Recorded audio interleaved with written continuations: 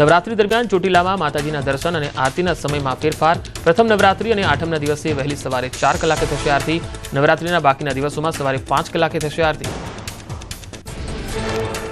મંદિરમાં સાયંકાલની આરતી દ્રાવેતા મુજબ સૂર્યાસ્ત સમયે થશે। આઠમના દિવસે ડુંગર પર યજ્ઞનું કરાયું છે આયોજન। રાજ્યભરમાંથી આવતા શ્રદ્ધાળુઓ માટે ચામુંડા ડુંગર ટ્રસ્ટ દ્વારા કરાશે ભોજન પ્રસાદની વ્યવસ્થા।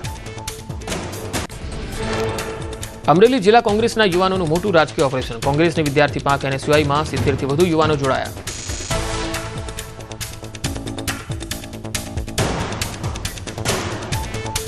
70 થી વધુ યુવાનો એનએસયુઆઈમાં જોડાયા હતા। અમરેલીમાં કોંગ્રેસના યુવાનોનું મોટું રાજકીય ઓપરેશન। ઘણા એનએસયુઆઈના યુવાનો જે છે એ એનએસયુઆઈમાં જોડાયા છે। પ્રધાનમંત્રી મોદી ફરી આવશે ગુજરાતના પ્રવાસે। 20 સપ્ટેમ્બરે અલંગ શિપ બ્રેકિંગના કાર્યક્રમમાં હાજરી આપશે પીએમ। 100 કરોડથી વધુના વિકાસ કાર્યનું કરશે લોકાર્પણ। એરપોર્ટથી જવાહર મેદાન સુધી યોજાશે રોડ શો। પીએમ મોદીના 75મા જન્મદિવસ નિમિત્તે સંપત્તિ સેવા યજ્ઞ દ્વારા યોજાયો મેગા કેમ્પ। સીઆર પાટીલે સેવા પખવાડિયાની કામગીરીને બિરદાવી। સુરત સંપ્રતિ ફાઉન્ડેશન દ્વારા આયોજન કરવામાં આવ્યું। 75મા જન્મદિવસને લઈને દિવ્યાંગોને 75 ટ્રાયસિકલ 75 હોલ્ડિંગ વોકર અપાયા। સુરતના ઓલપાડમાં વન પર્યાવરણ મંત્રી મુકેશ પટેલની અધ્યક્ષતામાં યોજાઈ બેઠક। પીએમ મોદીના જન્મદિવસ નિમિત્તે સેવા પખવાડિયા અંતર્ગત ખુંતાઈ માતાજીના મંદિરે મળી બેઠક। સંગઠનના હોદ્દેદારો અને ભાજપના કાર્યકર્તાઓ હાજર રહ્યા।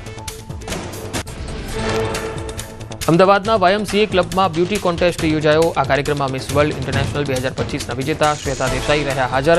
બ્યુટી કોન્ટેસ્ટમાં ગુજરાતભરમાંથી 100થી પણ વધારે સ્પર્ધકોએ લીધો ભાગ। બેસ્ટ પરફોર્મરને સિલેક્શન બાદ તેમને મોડલ બનવાની તક મળશે। રાજકોટના જૂના માર્કેટિંગ યાર્ડમાં ડુંગળીના ભાવ ન મળતા ખેડૂતોની સ્થિતિ પડ્યા પર પાટું જેવી થઈ।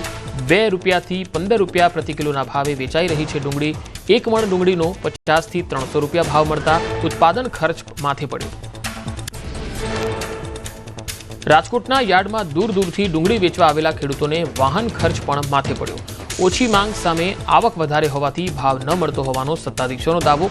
ખેડૂતો પાણીના ભાવે ડુંગળી વેચવા થયા મજબૂર। ભાવનગર જિલ્લામાં ડુંગળીના ભાવ ગગડી જતા ખેડૂતોમાં ચિંતાનું મોજું।